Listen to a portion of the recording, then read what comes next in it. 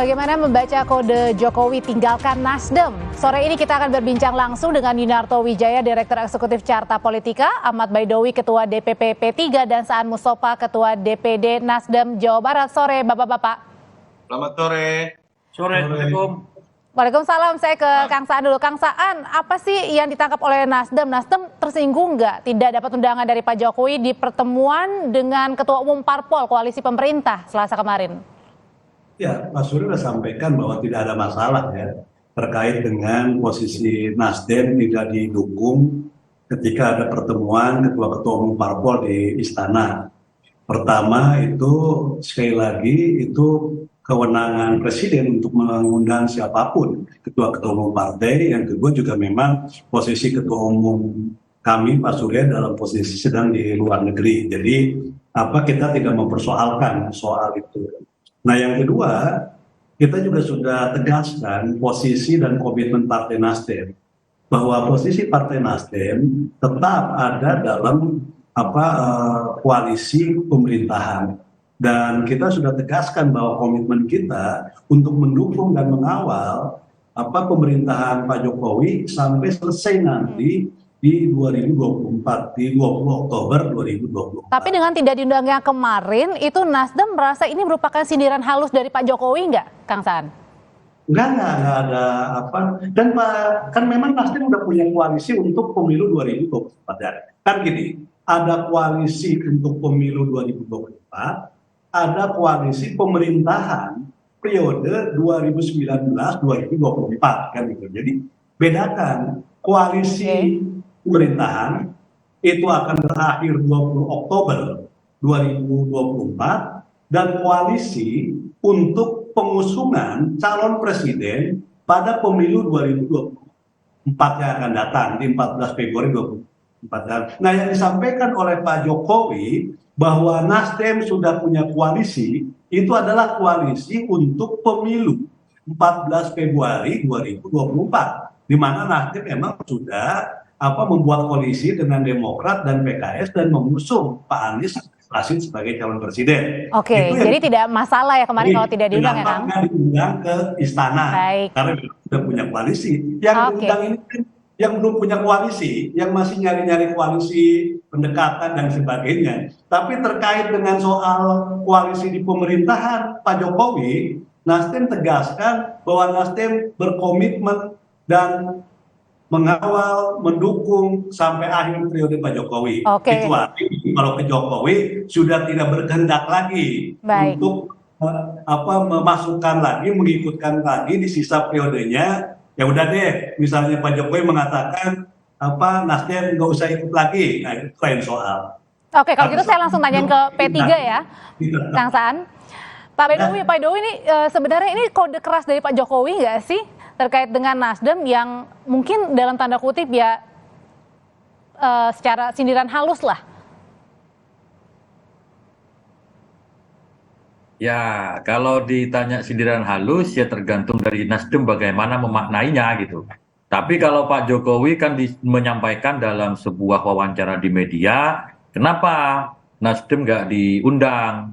Ya Pak Jokowi bilang, ya kan itu koalisinya sudah beda, kan tidak mungkin. Kalau koalisinya mengajak yang sudah berbeda koalisi, terus ada bocoran-bocoran strategi kan nggak mungkin juga. Tapi sekali lagi itu haknya dari teman-teman Partai Nasdem. Yang jelas pada pertemuan kemarin itu lebih banyak mengupdate terkait dengan perkembangan maupun global. Nah terkait dengan 2024-nya, ya kalau dibilang tidak menyinggung kami bohong lah. Tetapi tidak membahas untuk itu. Namanya ketua umum partai politik bertemu, itu pasti. Tapi kan saat ini Nasdem masih tetap berada di koalisi pemerintahan, yang artinya mungkin boleh juga ngobrol-ngobrol tentang politik masa kini atau mungkin bagaimana kondisi pemerintah, Pak Baidowi. Apakah ini dibacanya Pak Jokowi sudah mulai nggak nyaman dengan Nasdem?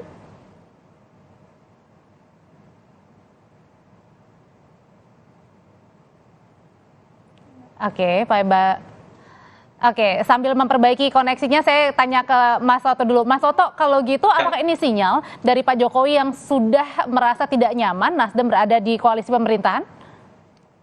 Iya, saya pikir kita nggak bisa naif ya mengatakan tidak ada apa-apa. Drama terkait beberapa momen yang ditafsirkan sebagai ketidakharmonisan antara Nasdem atau Bang Surya dengan Pak Jokowi yang dulunya sangat mesra, kan sudah ada beberapa momen.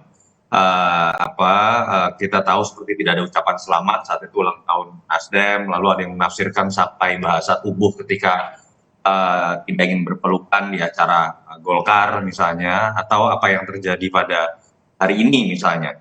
Dan mungkin saja kita bisa tafsirkan bahwa kemarin pembicaraannya adalah pertemuan politik berbicara mengenai partai-partai yang tentu saja tetap punya kebebasan untuk kemudian membentuk koalisi sendiri, tetapi sama-sama sepertinya punya komitmen untuk bicara kelanjutan pasca 2024. Pada titik itulah titik lemah Nasdem untuk berbicara mengenai menjadi bagian dari partai-partai yang selama ini mendukung bersama-sama pemerintahan Jokowi. Dan tadi Kang Saan sudah jelaskan komitmen tetap ada sampai 2024. Dan ketika memang Nasdem dari 3 Oktober memutuskan untuk mendukung Mas Anies, dan kata kuncinya bukan Anies Baswedan ya, tapi masuk dalam koalisi istilahnya saja sudah perubahan.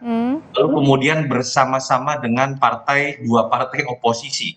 Sehingga ketika ada partai-partai dan Pak Jokowi berbicara mengenai keberlanjutan pasca 2024 setelah nanti terbentuk koalisi pasca 14 Februari misalnya pemilu 2024, ya tentu saja Nasdem akan dianggap berbeda kelompok. Ini yang menurut saya kemarin bisa dilihat sebagai justifikasi saja, dan menurut saya pertama kalinya Jokowi menggunakan bahasa yang eksplisit ya terkait dengan tidak diundangnya Nasdem. Nah, pertanyaannya kemudian kan adalah apakah akan ada tindak lanjut yang lebih konkret? Karena kalau kita coba makna ini kan sebenarnya koalisi itu seharusnya di parlemen pemaknaannya dalam konteks sistem Berarti bisa dibilang ini kode keras dari Pak Jokowi? Ya, pertanyaannya adalah begini, kode kerasnya ini apakah harus dimaknai sebatas tidak diajak bertemu atau akan ada reshuffle? Karena pemaknaan kita selama ini koalisi kan sebatas dapat jatah menteri, itu kita nggak bisa nafikan.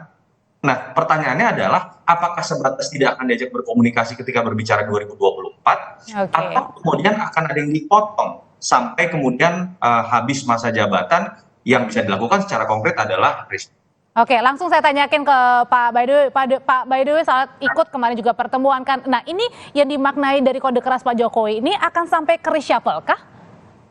Ya, ini kan kita bicara koalisi dengan Pak Jokowi, Presiden Jokowi itu kan terkait juga dengan pemilu 2024, keberlanjutan dari pembangunan ataupun program dari Presiden Joko Widodo. Nah, tinggal apakah itu menjadi kode keras, kita lihat dalam beberapa bulan terakhir. Sesuatu keputusan politik terkait dengan reshuffle itu menjadi hak prerogatif dari Presiden Jokowi. Setidaknya kita punya pengalaman pada periode yang lalu ketika salah satu partai di koalisi terus berbeda arah dukungan, ya mereka ternyata tidak melanjutkan di pemerintahan. Ya ini kan kembali kepada fatsun politik masing-masing. Oke.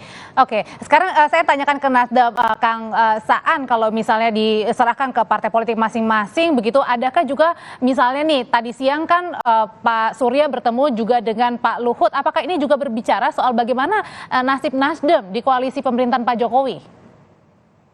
Dari apa yang tadi Pak Surya dan Pak Luhut ketemu, Pak Surya kan tetap menegaskan bahwa Nasdem tetap ada dalam posisi mendukung dan berkomitmen untuk mengawal pemerintahan Pak Jokowi sampai selesai di periode kedua ini. Itu kan yang ditegaskan tadi.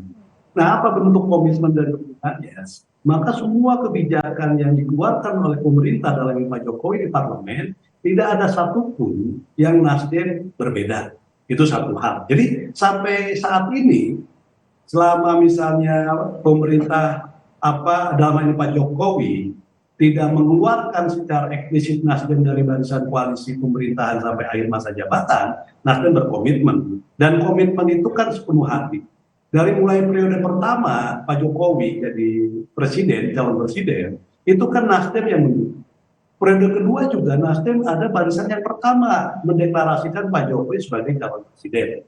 Dan sebagai bentuk dukungan Nasdem terhadap Pak Jokowi, bukan hanya deklarasi yang pertama di 2 masa periode ini, tapi juga Nasdem memberikan dukungan tanpa syarat. Oke. Dan Nasdem memberikan dukungan tanpa syarat, tanpa transaksi apapun. Nah, persoalan nanti misalnya apakah nanti posisi Partai Nasdem di eksekutif, di menteri itu urusan Pak Jokowi.